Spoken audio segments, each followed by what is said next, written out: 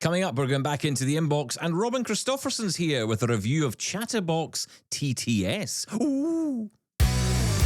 You're listening to Double Time, your daily accessible technology show. Now, here's your hosts, Stephen Scott and Sean Priest. Just thought I'd add that in. Sorry, is there an owl in the studio? What was that? Yeah, I was excited. That was my excited ooh. Didn't you tell? Well, I'm slightly worried. I mean, a review, as long as it's not from us, I'm happy. Oh, it's definitely not from us. Don't worry. It means it's good. Okay. I can guarantee you exactly. that's well worth hanging on for. It's not like, one of ours. Oh, what is it? I can't wait. What is it? Chatterbox TTS. Now, this is a website. At least I think it's a website rather than an app itself. But it's on Windows. No, it must be an app then. It's an app. Well, we'll find out later, won't we? We'll learn Put you on together. the spot there. Okay. Can't wait. We will Okay, thank learn you. together later on when Robin reviews Chatterbox TTS, which is a voice cloning app. You can take your own voice, just a few seconds of it, possibly a minute, maybe more. Again, we'll learn together. You can take some of your voice and you can basically put that into Chatterbox TTS, and it will clone your voice. So you could use it for whatever nefarious or non-nefarious reasons you can think of. Oh, you got to take it down a dark alley, haven't you? You could use it just for fun. Let's leave it there. Next.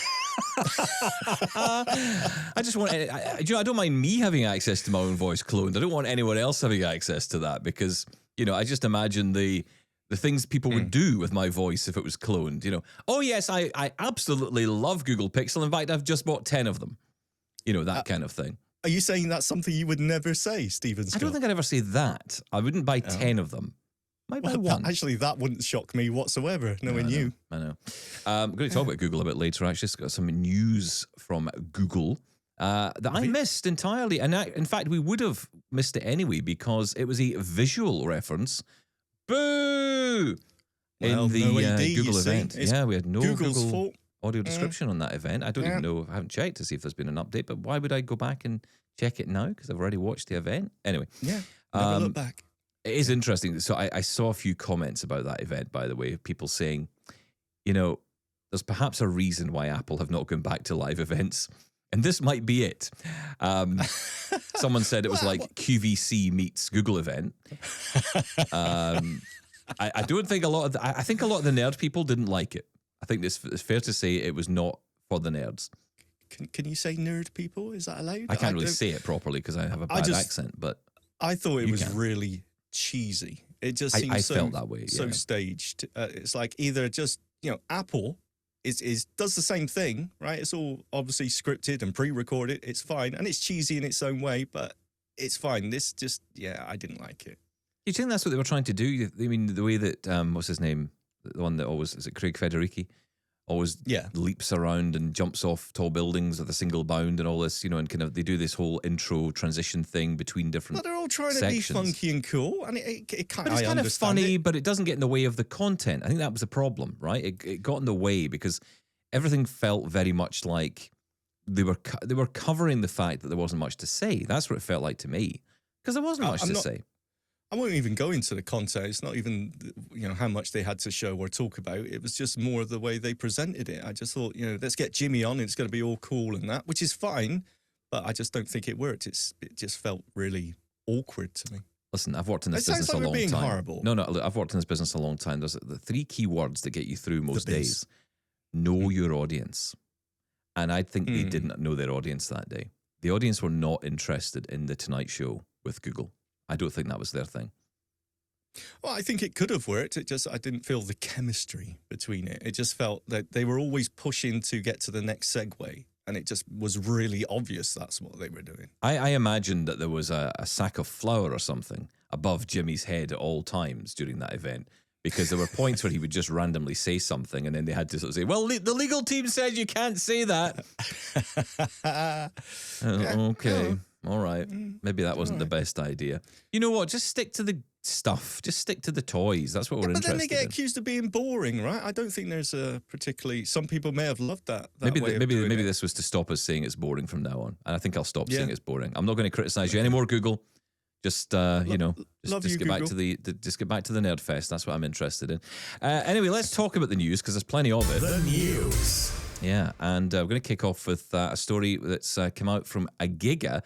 Agiga is the company that are bringing out the EcoVision glasses. Of course, we know that later this year we're going to hear about the new Ally Solos from Envision. Of course, the big story everybody's talking about are the Meta Ray-Bans and soon the Meta Oakleys. I see they're now available in pre-order form, although the pricing's very bizarre on the Meta Oakleys. I don't get it.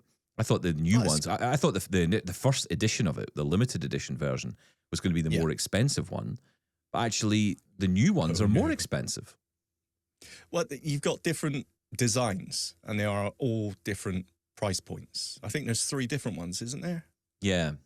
Different lenses. The most expensive ones are the transition frames lenses. So, yeah. So those are the ones that change. Is it because everyone just talks about these things like everyone knows what you're talking about? I was like, oh yeah, transitions license. What does that even mean? And I had to ask someone, and they said, well, it's when you go indoors, the lenses almost clear up, so that it's just regular glasses, and then when you go outside, they become sunglasses. As an RPer who at a certain point always wanted as much light in as possible, they used to be called maybe this was a UK thing, or maybe this is just an early 80s thing, reactor lens. Reactor lights. Actually. Yes, that's reactor right. lights. Reactor light, yeah. So, yeah, exactly. If you go into a dark environment, then they would get lighter. They would clear the lenses. And then as you got into a brighter environment, they would get darker. So they react to light. It makes sense now, actually, thinking about it. So they now call them transitional lenses. So, yeah, when you go into a dark place, they should get lighter and clearer. There was a pair of glasses that I saw once on Amazon, and I looked into the company, didn't buy them because they weren't smart glasses, but the only smart part of them was that you could adjust the intensity of the sunglasses. Like you could just adjust them yourself. You could choose in the app, like how bright or how dark you wanted your light to be, or how clear, I guess, you wanted the lens to be. I thought that was quite clever. I want that for my windows, by the way. I think that would be really cool. Wouldn't that be amazing?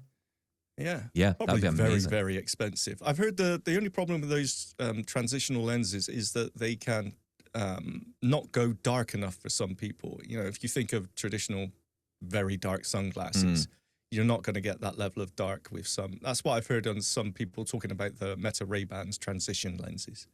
Well, that's good to know, actually, because I'm not particularly keen on the transition lenses because, again, I would probably rather have the dark all the time. Oh, right. Whatever you want. Okay, I see. Yeah. Well, that's the cheaper option, so I save money. I like it. That's true. Anyway, Agiga, who are coming out with the EcoVision glasses. Now, I don't know when the initial release date was meant to be, but they have announced a delay to shipping of the EcoVision glasses to October 29th. Now, they're citing an issue with the speaker in one of the arms or legs of the glasses, and this is something they want to fix before the release, which obviously I think makes a lot of sense. Yeah, I can't argue with that. Yeah, yes, I mean, please it does, fix right? the hardware before shipping them. Yeah, that makes sense. Sean, how many times do we know products that come out that aren't exactly perfect and they release and then get fixed? I mean, I think it's different when it's a specialist company, and this is, in this regard, a specialist tech company bringing out this particular product. Absolutely, it is. The reputation is important here, so they've got to hit the ground running. Do you think, what do you think about announcing release dates? Because do you even believe that anymore when a company comes out and says, yes, this will be available, at this certain date? Because everything slips nowadays. I believe nothing comes out on the release date. Sorry. I believe that. You know what I mean? No, but I do. Yeah, but no, I get you. I mean, I think you're right. I think it's very difficult as well because there's so much shifting sands at the moment. I mean, I think the problem is that no one likes the coming soon. I think investors want to know when a product's going to be released, so they don't really want to hear, oh, well, we'll get to it eventually. I mean, that's like a double tap promise, right? we'll Yes. get it to you. Don't know when, but sometime soon. I think I would prefer that. There's a software company called Valve, right? And they're behind you could argue one of the biggest PC games, Half-Life. Oh yeah. And their whole thing is that it'll be out when it's done. And, we're talking years and years, 5 years, 10 years. It'll be out when it's done. I like that. All they will ever say. Yeah.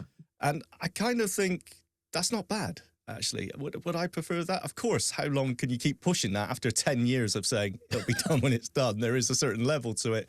But yeah, I don't know. I'm not surprised by this. And October to me doesn't seem bad. I thought it would be towards the end of the year anyway. So as long as they do actually see the light of day, fine, whatever. We'll wait and see. Well, interestingly, it does say in the same note, and this was an email that was sent out to people who had pre-ordered, they were saying that some of the pre-orders may not arrive until the Christmas season. So even though the release date might be around October 29th, it sounds like they're gearing up for a further delay. Maybe not so much in terms of shipping, but in terms of actual delivery. That might be the challenge. Yeah, that's the caveat for me. Once you get to pre-order stage, you got to have that nailed down. Yeah. Because people are now waiting. Well, they put the money out. They put the money out, right? Well, exactly, yeah, and you're expecting a certain... Now, look, of course there's going to be problems, especially with all the things with the tariffs and the supply chains. It's all up and down. And we are forgiving and patient as long as companies are transparent about that.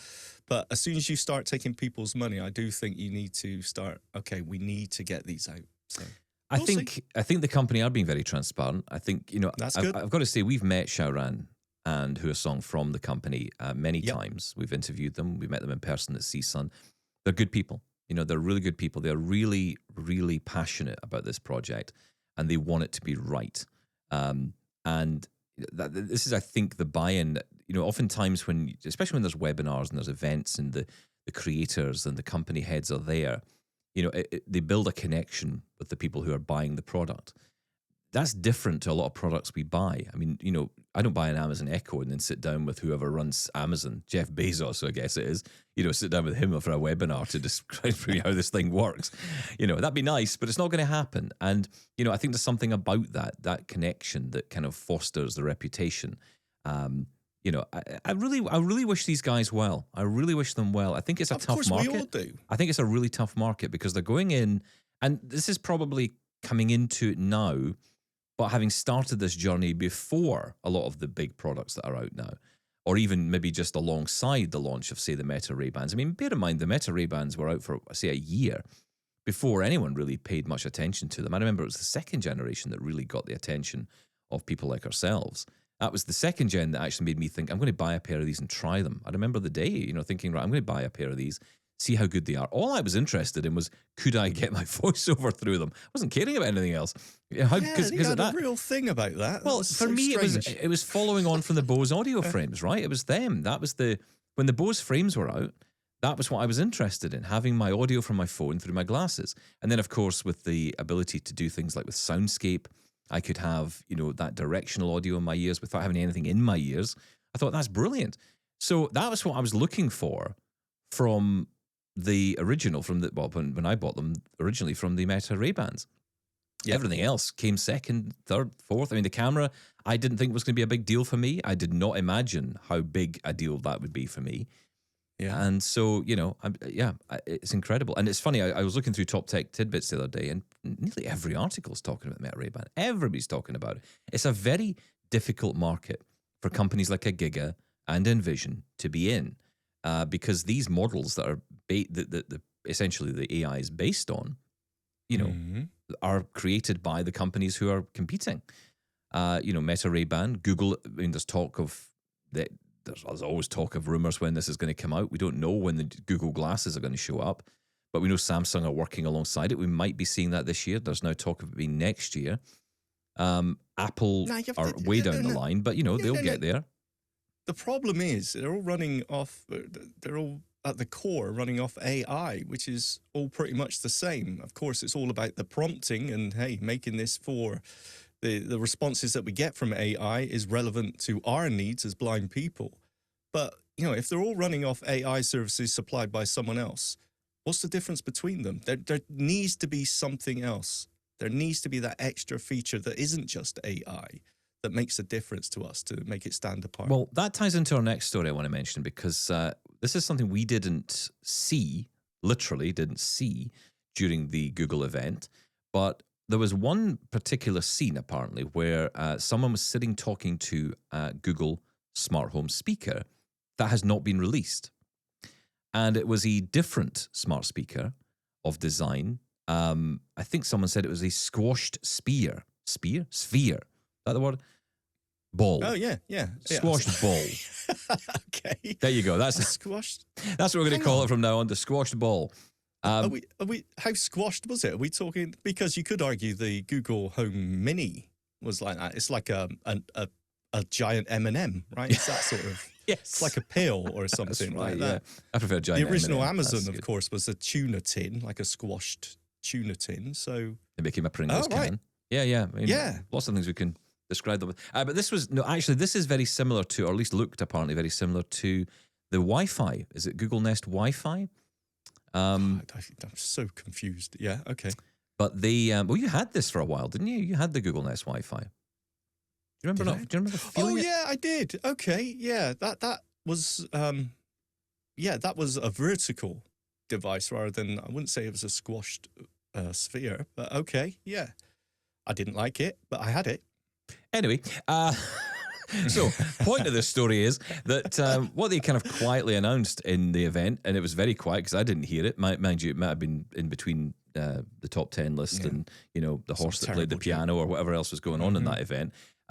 But Gemini for Home has been announced and is set for an October rollout. Now, this is kind of what John Dyer was talking about in his demo. He was showing this as, early pre-release. And essentially, everything that John showed you is kind of what was announced at the event. I don't know if John has some kind of insight that we don't or access to something we don't, but For clearly Google. does. But we wonder. But no, this is interesting. I believe they did mention October for Google Home or Gemini in the Home. I think I actually mentioned it in the show afterwards. You see, I was so unimpressed by everything. Didn't even they did mention that, but they didn't mention that there may be new smart speaker hardware on the horizon. So if that was spotted in the wild, that's very cool. Because we said we questioned their commitment to it, right? Yeah, there's no evidence of it yet. Well, apart from this picture, which again doesn't really tell us more than there's something. It could have been a different device entirely. But ultimately, there is talk of the original devices getting this Gemini for Home upgrade. But there's no doubt that, it was 2021, the last Google Home device that was actually, or Nest audio device or whatever that came out. So clearly it's time for a refresh. Now, there is talk of it coming by the end of the year, that we may actually see some devices. But if the rollout is slow, it wouldn't surprise me if that slips into next year. Because, why would you buy this if the features aren't there yet? Are we being unfair? Because, funnily enough, I was looking... I said it's unfair. I'm telling you facts. All right, impatient. Rumours. Rumours. that are absolute facts. It's on the internet, it must be true. Looking on Amazon yesterday for a second Echo Big, as you would call it. Oh. The large football-sized Echo or soccer ball. Because I wanted to create a stereo pair for the living room. And I was looking, there was a refurbished one there. 2020 that was released. Does that sound right? That's 5 years ago. And there's been, no updates since then? Doesn't feel right, but I don't know. Maybe it is. Yeah. That's what it said, from 2020. Yeah, because it's only really been the Echo Pop and the Echo Spot that's come out. And there was a new Echo Dot, I think 5th gen or 6th gen we're on to. Yeah, but that's still, it, really. I mean, are we being slightly unfair to Google, saying, "Oh well, you haven't done anything since 2021"? No, but I mean, I'm not being unfair. They haven't. I'm talking about Google here, right? So look, you can talk about the Amazon side of things, but as far as Google's concerned, they haven't really done that much. Now, what we will see likely is some kind of new smart speaker, probably one with a screen, but hopefully one without. I think that's certainly what was suggested with this image that's going around. So that's pretty interesting. It does show the commitment, but the fact they're calling it Gemini for Home as well is good. They were even saying, and again, it's just kind of tying into what you said earlier about, these things have got to stand out. Of course, it's going up against Lady A and Plus. Yes. That is going to be the thing, and we're going to have this new rush to see which is best. The challenge Google has is that the Echoes are in more homes. It just seems to be the case. All the research I read around it tends to suggest that the Echo is more prevalent in people's homes than the Google devices are. That's not to say, though, that the Google devices are bad. They're not. In fact, I would argue that they might be better.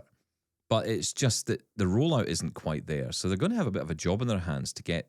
And look, I suppose for Google, the focus is on the software and the services, right? So if they get more hardware in people's homes over a longer period of time, maybe that's okay.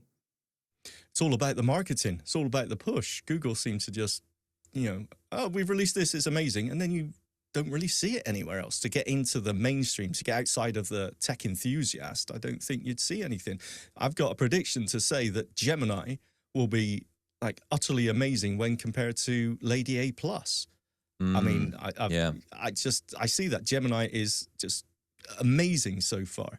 So if they can get that performance onto the smart speakers, they've got a winner on their hands as long as people know about it. I think people will jump over to the best AI. But they've got a secret weapon here. They've got a secret weapon here, and that is their ecosystem. It's funny, we always talk about Apple and their ecosystem, but Google has an amazing ecosystem, actually.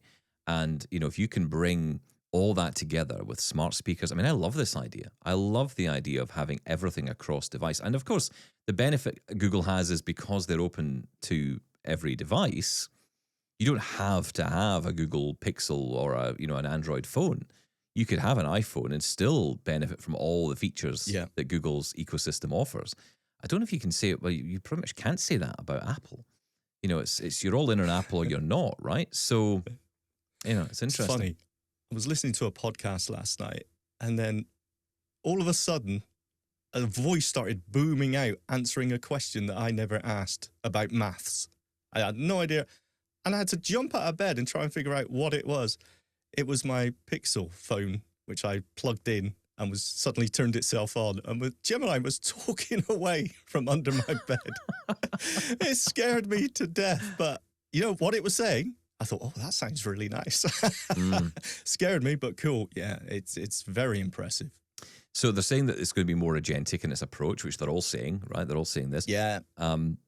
The tie-in is going to be that it can do things like, for example, you were saying about, controlling thermostats and all that kind of thing. One thing that did come up, I see in one of the examples, was that you could say, turn all the lights off in the house except the bathroom. Those kind of specific commands you can give. Or, set a timer for a jacket potato. Rather than saying for 2 minutes or for, being specific in your response, it knowing the right amount of time required for... And you would trust that, with knowing AI, as it cooks for the third day? Yeah, I don't know. Until I try it, I don't know, honestly. But I like these ideas. And look, reality, most of us probably wouldn't do those kind of things. We'd want to know times and stuff. Well, but I think it's just showing you what the capability could be, that it understands what you're trying to do. That's the thing. And when you start to tie that into the real life stuff, I think about like calendars, reminders, your device telling you, and Echo can do a lot of this stuff as well. Like it can remind you of events coming up. I don't think that is real life, because we always go to calendars and reminders. I think most no, people it's not your real life because you don't use the calendar. That's true. As I only know every time I invite you to a meeting, you don't turn up. I know. I wait for you to call me. You are my calendar. My favorite thing. Well. My favorite thing with you is, when is this thing happening? Where is it happening? Can you send me a link? Yeah, Sean, everything I've just said to you is in your calendar. Yeah, could you WhatsApp me a link, though? Because I don't have my email connected on my computer. Yeah. This is every day, guys. I'm using Outlook New. I can't work the calendar. What do you want me to do? Switch it back to classic. what's wrong with you? No, I'm all about the modern, contemporary and new, even though it makes everything worse. What was I going to say? No, look, I think people want to be able... That example of turn every light off except for the bathroom or vice versa is exactly what people want. And it's what I've been saying for the longest time, turn the heating on for an hour, turn the AC on or turn the AC off in 2 hours or whatever. I spent a day yesterday writing makes me sound like some sort of hacker, creating a routine for my new smart vacuum, the Eufy G50. Because if I say just the wrong thing, instead of saying, where's the vacuum? Or, I don't know what it was, but if I say, where's the vacuum? It's meant to go beep, beep, beep, beep, beep, beep. But if you leave one word out or you say it slightly differently, it will not work. And it is so picky about that. So I created a routine and I've added all these different voice commands, just, where is the vacuum? Where's the vacuum? Or find the vacuum, with all these different... I shouldn't have to do that. It should be able to figure out what I'm trying to say. And that's exactly where AI should come in. Okay. All right. Well, I'll believe you. Thousands wouldn't. So thank you. Yeah, good luck with that. So moving on, the Mantis Q40, the Victor Reader Stream 3rd edition, and also the BI40X has got a bit of an update. Version 2.5 has been rolled out. So update your devices now. You'll get some cool new features. Now, one in particular that I must say for the Mantis people among us might be quite interesting is now they've developed the ability to get Bluetooth audio into a headset from the Mantis. One of the things was you could access a number of online libraries to get books, but it was text only. Well, they've now added the option for audiobooks, so you can now get your audiobooks directly delivered. Now, there are only 2 libraries at the moment that have been added for this, DOD, which covers Overdrive and a number of others, and EOL, I think they pronounce it. It's a French library of audiobooks. So that's the only ones added so far, but they will no doubt add more, and there already are libraries already in there. And if you download a book that is in DAISY format and it has text and audio, you can switch between them now with a simple command. So yeah, check out your release notes on the update of the 2.5 update for the Mantis Q40 and also for the Victor Reader Stream. The BI40X is also getting some updates as well, but well worth checking that out because yeah, that's pretty cool. They're developing this in a big way. Bigly, yeah. Well, as you would hope, right? For especially for the Mantis, it's I can see people using it for this purpose all the time. Yeah, very nice. Except for you, Stephen Scott. Obviously, you won't touch this. Absolutely. What are you talking about? I love you this hate idea. Audiobooks. Yeah. Okay. Don't tell them that. Sorry. Okay. What was the last Daisy book you read? What was the last book I read? I think you can just start there. The Blood Bus. That was the last book I read.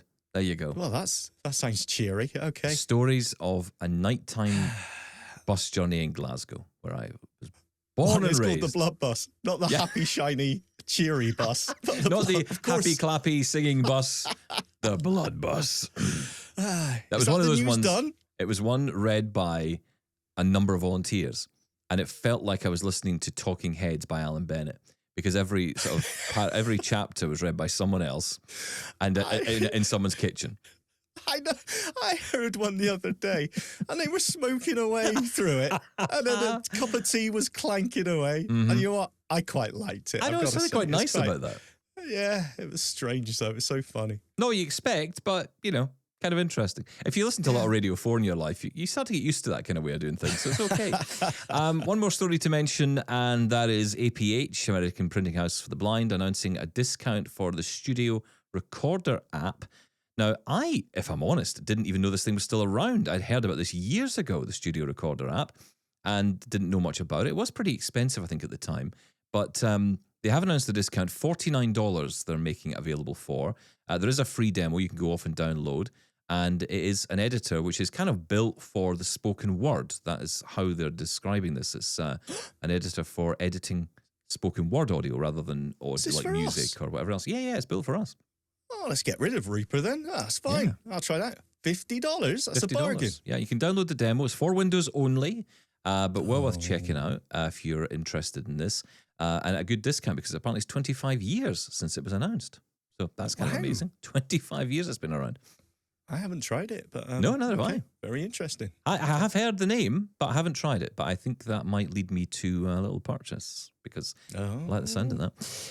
Okay, look, stick around. We are going to talk more about Chatterbox TTS next after our demo from Robin Christopherson. He's next here on Double Tap. This is Double Tap. We'll be right back. Double Tap thanks Turtleback Cases for supporting the show and for creating gear with purpose, passion, and lived experience. It all started when founder Brian Eremita designed a case for the original Braille note, inspired by his son's vision loss. That personal connection turned into a mission. Today, Turtleback still crafts high-quality leather cases for note-takers and accessible tech, offering custom fits for the Mantis Q40, Focus 40, Victor Reader Stream 3, Braille eMotion, Blind Shell Classic 3, and many more. Everything is made in the USA, backed by a 90-day satisfaction guarantee, and shipped worldwide via FedEx with tracking. Use promo code DT12 for 12% off your order at turtlebacklv.com.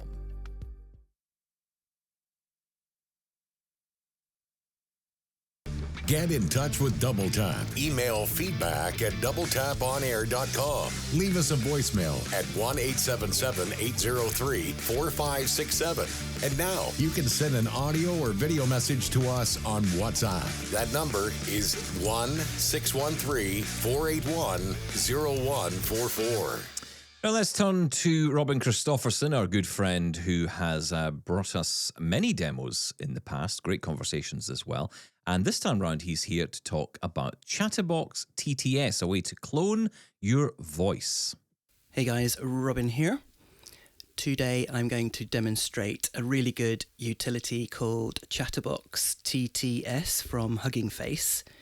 And they have provided this tool so that you can really quickly clone your voice and have it speak out some text that you give it. Now we're going to look at the demo. I don't know about the paid tiers, but the demo has a limit of 300 characters. So let's hit E. Text to synthesize left paren max chars 300 right paren edit. Contains text. So I'm in the edit box straight away if I hit enter. Main region. Text to synthesize left paren max chars 300 right paren edit. Contains text. And I'll do a say line. Now let's make my mom's favorite. Sew 3 Mars bars into the pan. Okay, so that's the text it gives you, but let's make it something completely different. Selected. I've selected all that. Let's make it, this is a quick demo of how a natural dash sounding, I wonder what it'll do with the dash. The speech is that Chatterbox, a TTS, provides after only a very quick sample of your voice.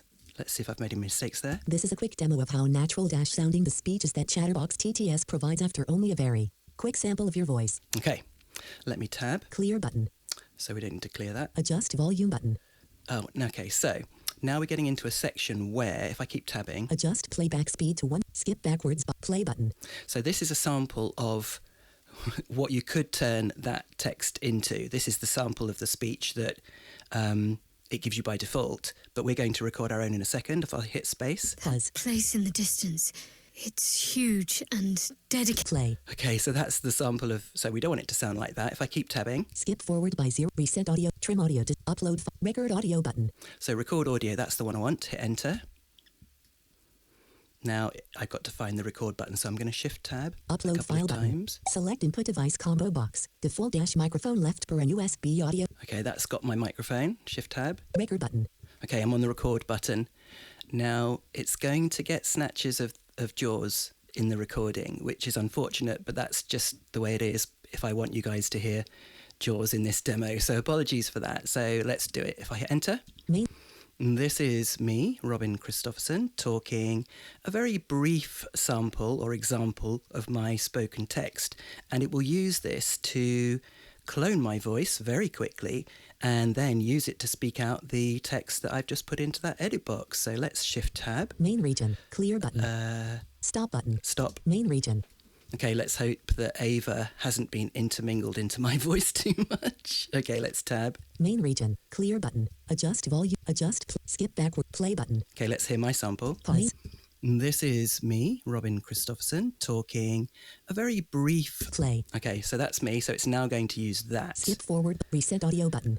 Trim audio to selection. Upload file. Record audio button. So, that upload file. Upload file button. If you've done a pre-recording of your voice or of somebody else's that you've got from somewhere, then you would use that upload button rather than the record audio button, which we just used a moment ago. So I keep tabbing. Number input for exaggeration left paren neutral equals 0.5. Extreme values can be unstable right paren edit spin box 0.5. Now you can change, what was that, enthusiasm? You can change two particular properties, but I'm going to leave it as is because I want it to sound as much like me as possible. If I tab again. Reset to default value button.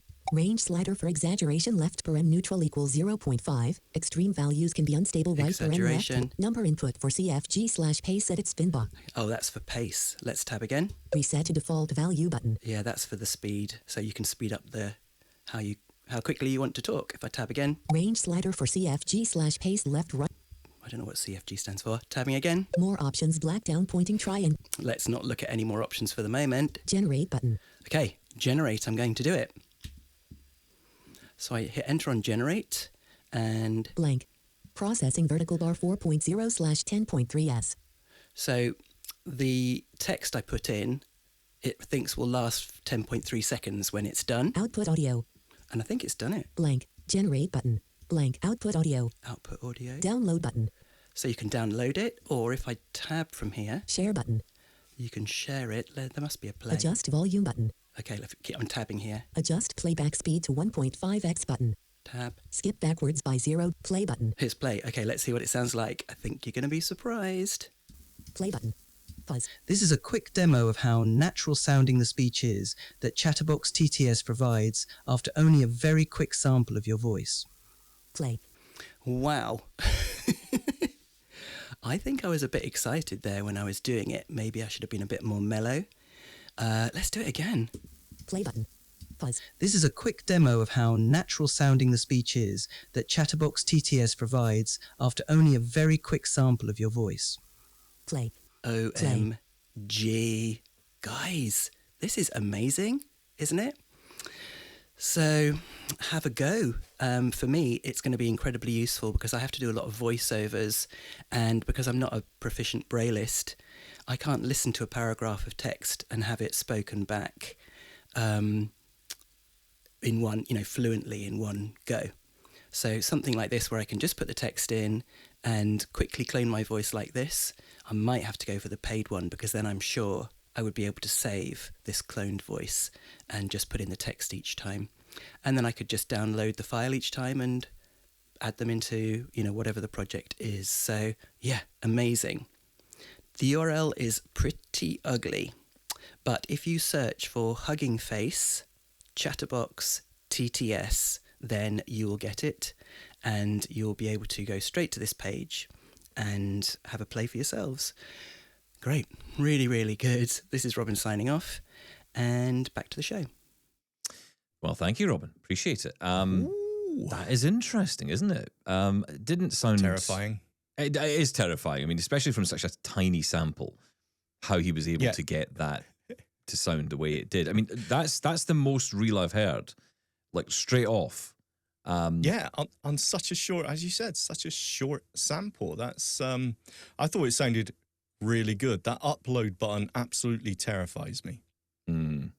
Yeah. I mean, recording your own voice, absolutely fine. But hey, now you can clone anybody's voice and get them to say whatever you want. But hey, that's the, I mean, we can talk about deep fakes for hours and hours, but how cool is it that we have that accessible technology? I mean, fantastic. Everyone else can use it. Now we can too. Yeah, and I think it's important always to say this where possible, but, Robin has no vision at all. So that was, I don't know what the right phrasing here is, but ultimately this is a service that you can use entirely with a screen reader if you're totally blind. And sometimes we've got to say that because I know sometimes we've done demos in the past and we've learned that someone can see a bit and they're using the mouse or they're maybe using a keyboard. That's absolutely fine. No issue with that. But I think it's important to be transparent about it because then people know, because I often ask this question, okay, but can you do this entirely with a screen reader or do you need some vision to do it? And I think that, if it's the case that you need some sighted help along the way with something, I don't think it should discount it, but I think it's important to just be transparent about it. But you've got to be clear. Yeah. Otherwise, if I've got to use the mouse at any point, I can't do something. But yeah. No, you know what? I'm going to try this out. This looks cool. This could be handy for us, I think. Hang on. Because Sean Priest. Oh, no. I can reveal, thanks to Robin, because you know how you said, you worry about that upload button because anyone can just take your voice and put it up there and make you into a TTS. Well, Robin might have done that already. Do you want to hear the result? No, absolutely not. Let's move on. Next story. Thank you, Robin. That was great. No, that wasn't it. Let's hear it now. Wow. Stephen, I think you'll agree that Robin does much better demos than we do and, in fact, is an all-round better person. He's more handsome, he smells nicer, and he is kind to animals. I'm sorry, was that posh, Sean? That was very posh, Sean, wasn't it? Oh, it was so well spoken. Oh, he's better than me. Let's hear that again. Hang on, let's play that again. Wow. Stephen, I think you'll agree that Robin does much better demos than we do and, in fact, is an all-round better person. He's more handsome, he smells nicer, and he is kind to animals. He's much nicer. He's more handsome and he's kinder to animals. I like the sniff in there. Yeah. Where's my Muttley laugh? Where's that? Where's that? And Robin. That was pretty good. I actually didn't think that was as good as Robin's No, it wasn't. voice. That was terrible in comparison to yours. And apparently Where's my funny accent? But that's still pretty cool. It is pretty Still cool. pretty isn't it? cool. Yeah. Robin, thank you so much for sending that in. I really appreciate it. There's another one he's got coming up. We're going to be where's you? bringing in soon. Oh, never mind that. He's it's up to him to do it. You see, if I had done it, then that'd be a miracle. Definitely going to try it out later on. Honest. I know what I'm going to sound like. I'm going to sound like I don't know, it's not an English BBC announcer. That's what it always turns me into. Or the other way. So Scottish, it's unbelievable. That'd be great. The new Jimmy. Yes, beautiful. What was I said to you yesterday in a message you said I couldn't say properly? Was it chips? Yeah, chicken and chips. Chicken and chips. chups. Yeah, because chups. in Scotland we say chops. It's chops. I often think With the way to understand a Scottish accent is to understand that every word has a weight to it.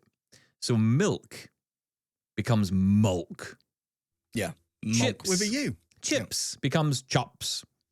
Everything has a weight to it. Do you know what I mean? It's like all the words are carrying heavy weights. I'm not surprised. All that chicken and chops. It does add the weight. Very good. Email.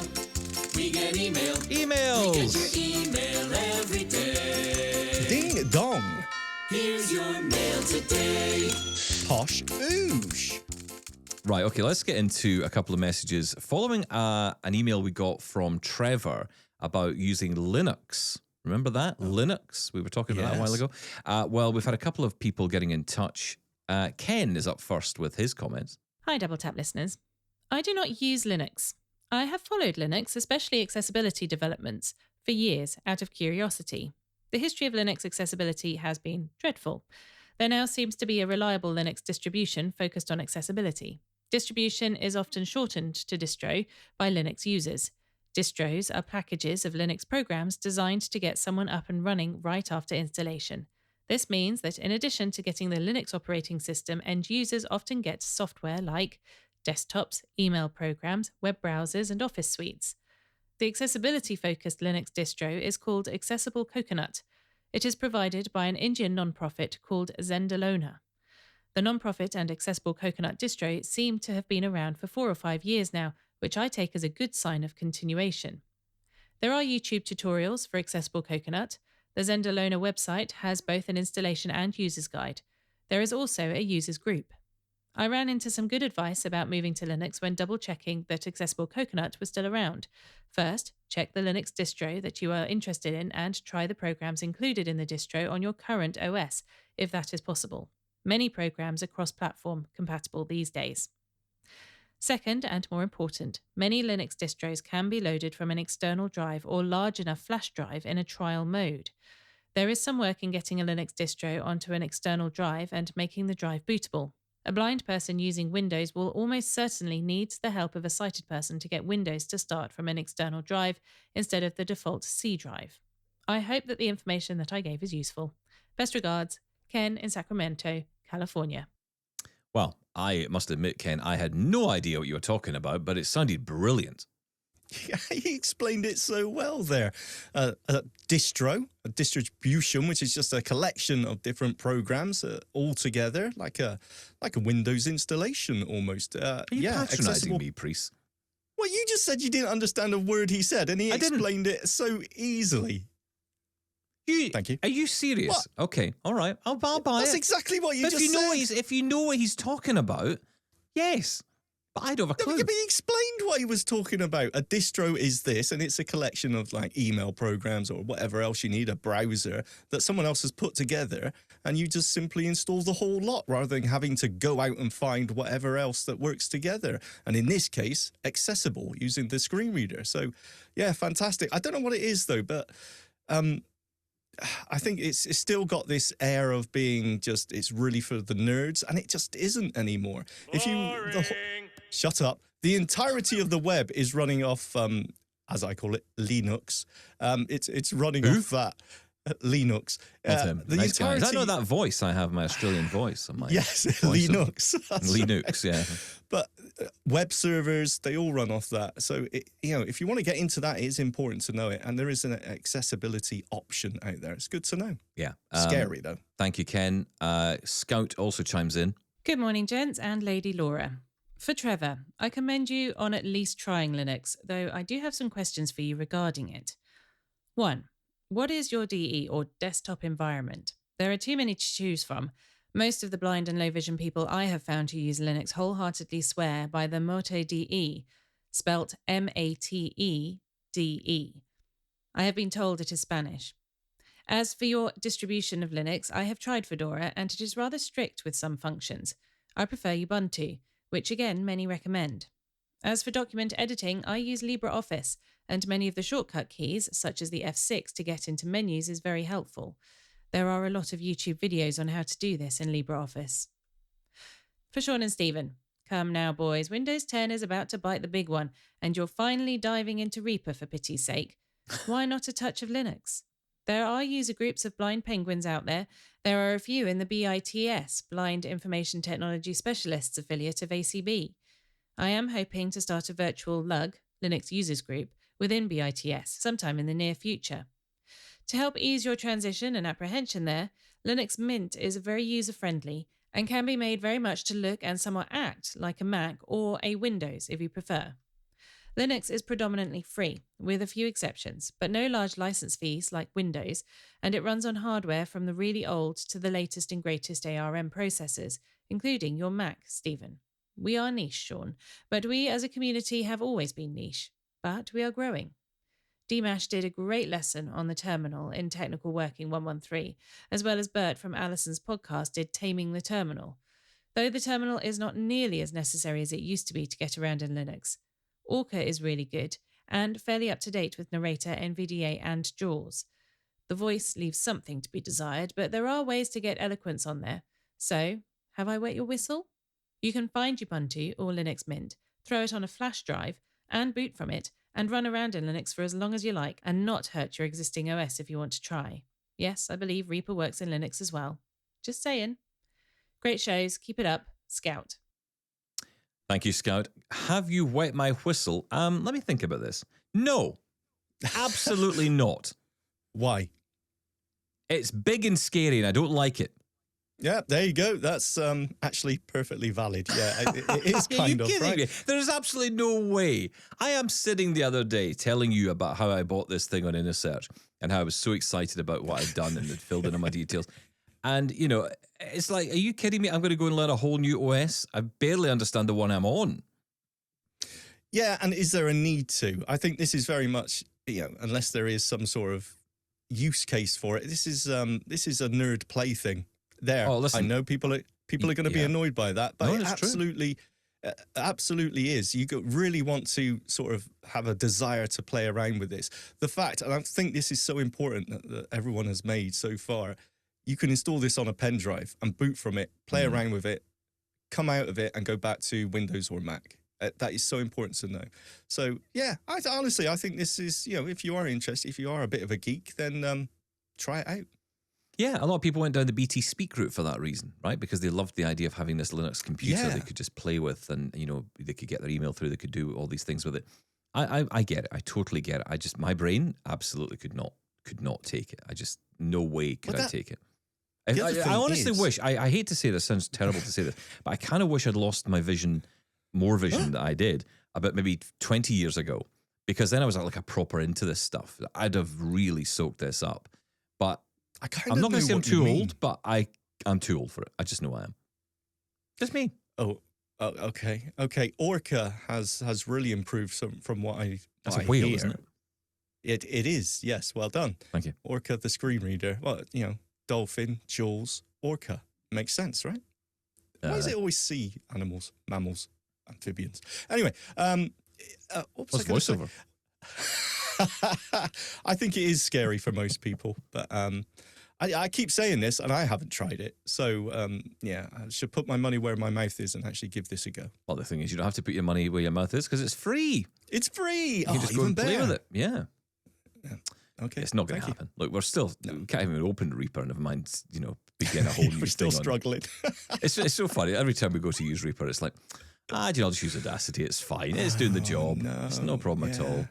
Hey, this studio recorder does sound pretty good, though. That appeals to me, I must admit. We're not swapping ship again. That's it. We're staying with Reaper eventually. We haven't stayed with anything. We've only stayed with Audacity and just complain about it every single day. And actually, the funny thing is, we always get the job done. So I don't know. I kind of wonder, what's the point? But let's move on. And who have we got next? I've completely forgotten. Dave is looking for a special kind of keyboard. Oh, this is more my kind of thing. Hi, Stephen, Sean, and Laura. Do you know of a Windows laptop that doesn't have a numeric keypad but does have, as part of its built-in keyboard, the insert, delete, home, end, page up, and page down keys in a cluster of 6 keys that's distinctly separated from the other keys, like a classic desktop keyboard? I'm also looking for an external keyboard, Bluetooth and/or USB, with the same requirements as the above laptop keyboard. So if you know of one, I'd love to hear about it. Thanks for all you do. Dave from Elmira, Ontario. Thank you, Dave. Okay, so a laptop with that kind of keyboard, I'm not so sure about. Normally, they would have all or nothing. So you would have like a full-size keyboard on, say, a 16-inch or a 15.6-inch laptop. But the idea of having just the keyboard and then that insert page up, page down, all that. The only one I can think of, believe it or not, is our little Lenovo's. They don't have it in that formation of the 6 keys, but it does have insert, it does have home and end, and it does have page up and page down right next to the cursor keys. So you do have those keys on the keyboard, and you don't have a numeric numpad. And that's on a 14 or 15-inch, whatever it is, laptop we've got. Is it the T14? Is that what it's called? The one I've got is the P43. Oh, maybe that's the one I've got. Yeah, I don't know. It's a ThinkPad. Yeah, it's the different. same one I think we've got, actually. I think it is the same one. Honestly, can't remember. Look, the thing for me with these, as you're quite right, it's either all or nothing, right? But the laptop keyboards, usually it's the cursor keys are sort of nestled in with everything else, right? And maybe they'll be slightly thinner or smaller, or there is a way to tactile distinguish them from the rest of the keys. But the fact is they're not sort of out there on their own. They don't have any space between them, which it sounds like this is what he's looking for there with the, the 6-key panel, as it's known, which sits above the cursor keys on their own. I don't know of any that don't come with a number pad with that. In terms of keyboards themselves, what I would recommend is look at 10 keyless keyboards or TKL keyboards. They often have exactly that. They have the cursor keys, they have the little 6 keys, the insert, the delete, the page up, page down, home and end, but they don't have the number pad. So I think the one I had this was the Logitech G915 TKL, which stands for 10 keyless. It's a design, and I think the 10 keys are the numpad, 10 right? keys less. Basically, okay. Yeah. That's what it stands for. That seems like a very sort of, I'm going to say, use this word again, niche one, though, doesn't it? You wouldn't want the number pad. Well, clearly not, because they're selling them. They are selling them. Yeah, true. That's something I'd never even thought of. Okay, it's good to know that there is an option out there. Yeah. Hope that helps, Dave. Now, Kirk is also having some keyboard issues. Hello, Stephen, Sean, and Laura. I hope all is well. I'm having issues with VoiceOver not turning on and off with the Command F5 keystrokes. I am new to VoiceOver, and I am not sure if it is related to the keyboard I am using. I have a large print backlit Logic keyboard model KB A2MAC, which cost me a pretty penny. Have you experienced this issue, or do you know how I can fix this issue? I am running a Mac 24-inch M1 with the latest update. In the meantime, I am going to try my Magic Keyboard, but as my keyboard skills are not great, it's hard to hunt and peck visually on the Magic Keyboard. I love the show. Keep up the wonderful work. Regards, Kirk Wheatley. Thank you, Kirk. Now, the Logic keyboard is actually, that was a company we spoke to when we were at CSUN, and they sell those keyboards with large print. You can get ones with Braille on them. You can get dyslexia keyboards. They do all kinds of different ranges of types of keyboards. More for the low vision market, I would say, but certainly, frankly, for anyone. But yeah, that new for keyboards, I would say. If you're unfamiliar with the layout of the standard QWERTY keyboard, you know, certain PEC or whatever it is, where you got to actually know what the key is before you press it. The Braille is great for that. Yeah, that's because right. you can read what the key is. So, Well, assuming you can read. Carry on. Assuming you can read Braille, of course.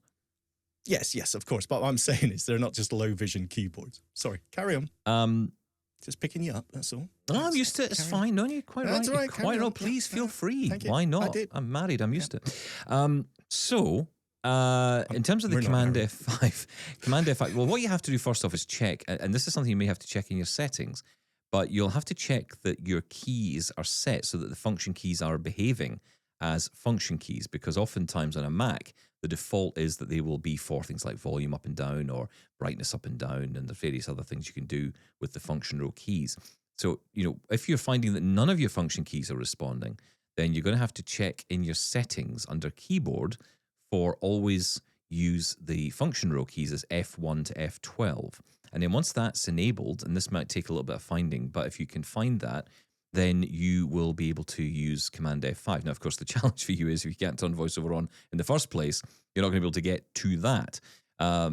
So what you can sometimes do on some keyboards, if there's a function key on it, you can sometimes press function and then hold that down and press the escape key. And that will sometimes lock the function keys themselves. But I don't know specifically if that will work on that keyboard. Best advice would be contact Logic Keyboard themselves. I'm sure they can help you with that, because there must be a way to do that either on the keyboard or easily in the settings. So hopefully you get that sorted. Let us know how you get on, Kirk. Can I just pick you quickly we've got up on seconds, that? so yes. If you press function Command F5, that will make them act as function keys rather than system keys. Add the function key in there if you're struggling. That should work. Function Command F5 to turn on VoiceOver. Guys, we're out of time for today. Thank you so much for all your emails. Thank you to Robin as well for the demo. We'll be back on Monday with lots more. Thank you, Sean. Thank you. Bye-bye.